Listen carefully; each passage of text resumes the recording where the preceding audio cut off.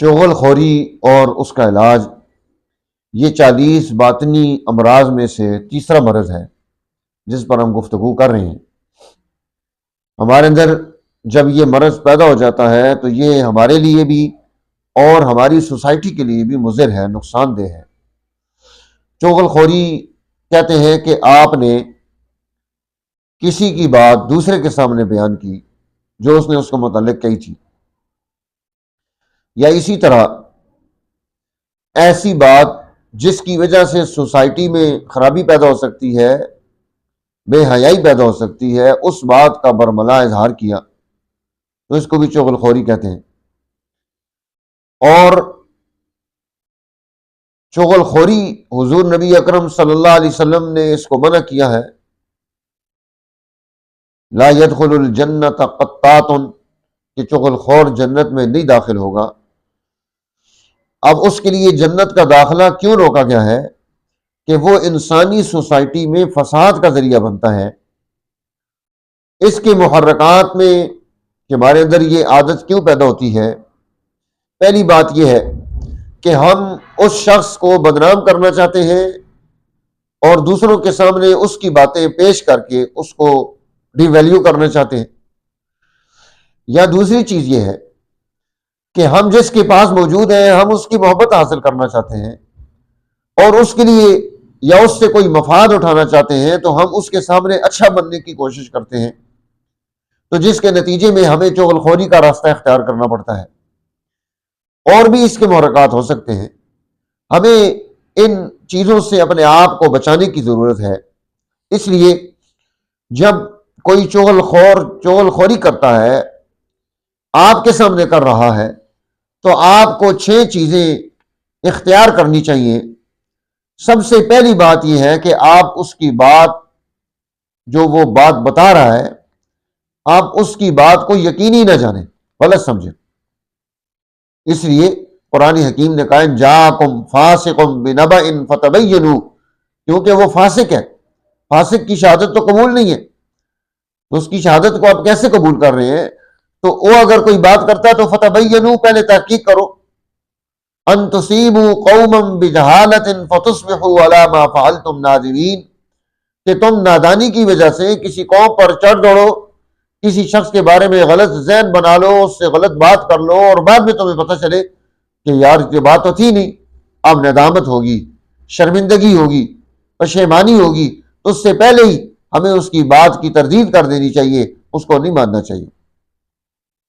اور دوسری بات یہ ہے کہ ہم اسے روک دیں کہ بھائی یہ بات ہمارے سامنے مت کرو۔ اسی طرح تیسری بات یہ ہے کہ ہم اس سے بغض رکھیں، جو ہمارے سامنے آ کر گفتگو کر رہا ہے ہم اس سے بغض رکھیں، یہ للہ بغض ہے کہ یہ انسانی سوسائٹی میں انتشار اور بدامنی پیدا کرنا چاہتا ہے، تو اس سے مجھے دور رہنا چاہیے۔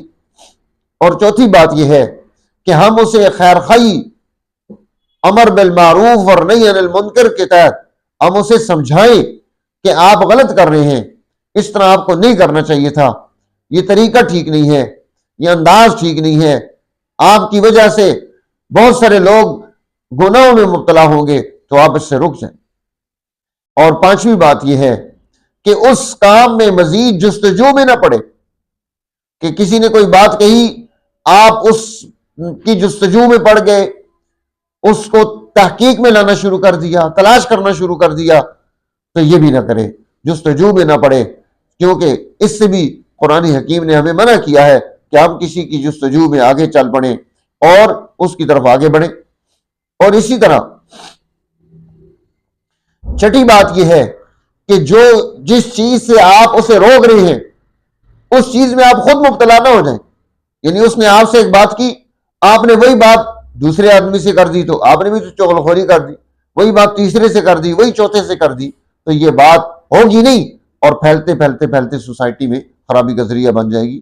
انسانی سماج کو توڑنے کے لیے شیطان چغل خوری کرتا ہے، اور اس کا انداز بھی یہی ہوتا ہے کہ وہ بڑے بہترین انداز اور لہجے میں آ کر گفتگو کرتا ہے، یا شکل اچھی بنا کر آ کر بات کرتا ہے، انسانی سوسائٹی کو خراب کرنے کی بات کرتا ہے۔ ہم اس کی بات کو اس کی شکل سے، اس کے جبے قبے سے پہچان کر ہم جناب چل پڑتے ہیں۔ کہتے ہیں عبد الملک بن مروان یہ بیٹھا ہوا تھا، اس کے پاس حضرت امام زہری رحمۃ اللہ علیہ بھی بیٹھے ہوئے تھے۔ ایک آدمی آیا اور اس نے آ کر عبد الملک سے کہا کہ تو نے میرے بارے میں یہ ایسی ایسی باتیں کی، یہ کیا وہ کیا۔ انہوں نے فرمایا کہ میں نے تو کوئی بات نہیں کی۔ ان کا نہیں، جس نے مجھے یہ بات بتائی ہے وہ بڑا سچا آدمی ہے۔ تو عبد الملک بن مروان ابھی نہیں بولے تھے کہ امام زہری بول پڑے۔ انہوں نے فرمایا کہ جو بندہ چغل خور ہوتا ہے وہ سچا ہو ہی نہیں سکتا، اس کو آپ نے کیسے سچا جان دیا؟ تو شکل و صورت پر جا کر بغیر کسی تحقیق کے ہم اگر اپنی زندگی اور سوسائٹی کو تباہی کی طرف لے کر آئیں گے تو پریشانی بن جائے گی۔ حضرت علی کرم اللہ وجہ، ان کے پاس ایک آدمی آیا اور اس نے چغل خوری کی۔ اس نے جب بات شروع کی تو آپ نے فرمایا بھائی 3 باتیں ہیں۔ پہلی بات تو یہ ہے کہ میں اس کی تحقیق کروں گا، اگر تحقیق میں یہ بات درست ثابت ہوئی کہ جو تو کہہ رہا ہے وہ ٹھیک ہے، پھر میں تیرے سے ناراض ہو جاؤں گا، اور اگر غلط ثابت ہوئی تو پھر تجھے میں سزا جو ہے نا سزا دوں گا، یا تیسری صورت یہ ہے کہ تو اس بات سے معذرت کر کے معافی حاصل کر کے یہاں سے چلتا مت۔ اس نے کہا میں امیر المومنین میں معافی چاہتا ہوں، غلطی ہو گئی۔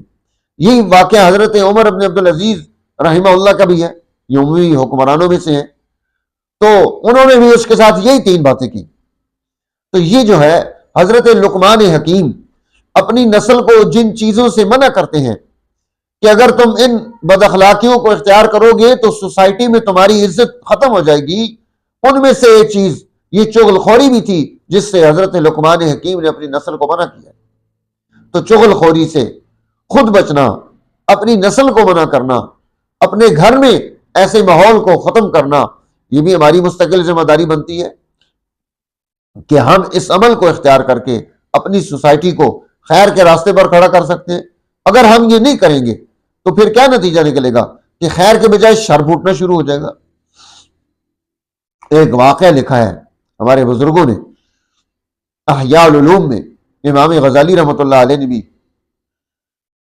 کہ ایک آدمی اپنا غلام، اس دور میں غلام ہوتے تھے، وہ لے آیا بازار میں کہ میں اس کو فروخت کر دوں۔ تو جو لینے کے لیے آتا اس کو وہ بتاتا کہ یہ باقی کام تو بڑے اچھے کرتا ہے، گھر کا ہر کام یہ اچھا کر لیتا ہے، لیکن اس میں عادت ہے کہ یہ چغل خوری کرتا ہے، چغل خوری کرتا ہے۔ تو انہوں نے کہا نہیں، ہم اس پر اعتماد ہی نہیں کر رہی ہیں۔ وہ لے آئے، گھر آ گیا جی، گھر اس نے کام شروع کیا، گھر میں اس نے اعتماد پیدا کر لیا، شوہر کے پاس بھی، بیوی کے پاس بھی، خاندان میں بھی۔ اب جب پورا اعتماد پیدا ہو گیا، اس نے بیوی سے کہا کہ تمہارا جو اپنی جو اس کی مالکن تھی، تمہارا جو شوہر ہے یہ کسی اور عورت کے چکر میں پڑا ہوا ہے، اس سے محبت کرتا ہے، تجھے طلاق دے گا، اس سے شادی کر لے گا۔ وہ عورت پریشان ہو گئی۔ اس نے کہا پریشان نہ ہو، میرے پاس حل ہے۔ جی کیا حل ہے؟ کہ جب یہ سو جائے تو اس کی گردن کے یہ جو پیچھے بال ہوتے ہیں، ان بالوں کو تھوڑے سے بال اتار کے میرے پاس لے آنا، اور ان بالوں کے ذریعے سے میں تیری اس کے ساتھ محبت پیدا کرا دوں گا، پھر وہ تجھے طلاق نہیں دے گا۔ اس نے کہا ٹھیک ہے، اتنا تو میں کر سکتی ہوں۔ اب اس نے اس اپنے مالک سے یہ بات کہی، خامن سے، یہ جو تیری عورت ہے نا، اس کا چکر کسی مرد سے چل رہا ہے، اور یہ تجھے قتل کرنا چاہتی ہے، تیرا مال ہتھیانا چاہتی ہے تاکہ تیرے بعد یہ مزے کر سکے۔ اگر تجھے شک ہے میری بات پر تو آج رات کو سونا نہیں، جھوٹ موٹ کا سونا ہے، نیند نہ ہے تجھے، اور اپنی آنکھوں سے خود دیکھ لینا۔ اب بیوی انتظار کر رہی ہے کہ شوہر سو جائے تو اس کی محبت حاصل کرنے کے لیے میں تھوڑے سے بال لے لوں، اور شوہر جو ہے وہ انتظار میں ہے کہ میں چیک کروں کہ یہ واقعی اس کی کسی دوسرے کے ساتھ یاری دوستی تو نہیں لگی۔ اب جب اس نے ناٹک کر لیا سونے کا، خراٹے بھرنے شروع کر دیے، اس نے باتیں شاتیں کی، ادھر سے جواب نہیں آیا، وہ مطمئن ہو گئی، اس نے اس طرح لیا اور قریب ہوئی کہ میں اس کی گردن کے بال اتار لوں تاکہ اس کی اور میری محبت پکی ہو جائے۔ اب وہ دیکھ رہا تھا، اس نے جب دیکھا کہ بیوی اس طرح لے کر آگے بڑھ رہی ہے میری گردن کی طرف، تو وہ سمجھ گیا یہ واقعی مجھے اس طرح سے مارنا چاہتی ہے۔ وہ ٹھیک کہہ رہا تھا۔ اب اس نے اٹھ کر اپنی بیوی کو قتل کر دیا۔ اب بیوی کے بھائی تھے 5-7، ان کو جب پتہ چلا کہ ہماری اتنی اچھی بہن اور خدمت کرنے والی، گھر سنبھالنے والی، محبت کرنے والی، اور شوہر نے بغیر کسی وجہ کے قتل کر دیا، وہ آئے اور انہوں نے آ کر شوہر کو مار دیا۔ اب شوہر کے خاندان کو جب پتہ چلا کہ ہمارے بیٹے کو، بھائی کو، ہمارے دوست کو انہوں نے مار دیا ہے، وہ آئے اور ان کے ساتھ لڑ پڑے۔ اب شوہر بیوی بھی چلے گئے، دو خاندانوں کی آپس میں مستقل جنگ پیدا ہو گئی، لڑائی پیدا ہو گئی، نفرت آئی۔ کس وجہ سے؟ چغل خوری کی وجہ سے۔ تو میرے دوستو، یہ باطنی امراض میں سے ہے۔ رمضان شریف قریب ہے، ہم ان باطنی امراض سے اپنے آپ کو نکالنا ہے۔ ہر دن میں ہم یہ سوچیں کہ ہم اپنے اندر کیا تبدیلی پیدا کریں گے۔ اور آپ سے گزارش ہے کہ ہمارے چینل کو لائک کریں، سبسکرائب کریں، شیئر کریں، تاکہ اچھی باتیں دوسرے دوستوں تک بھی پہنچ سکیں۔ شکریہ۔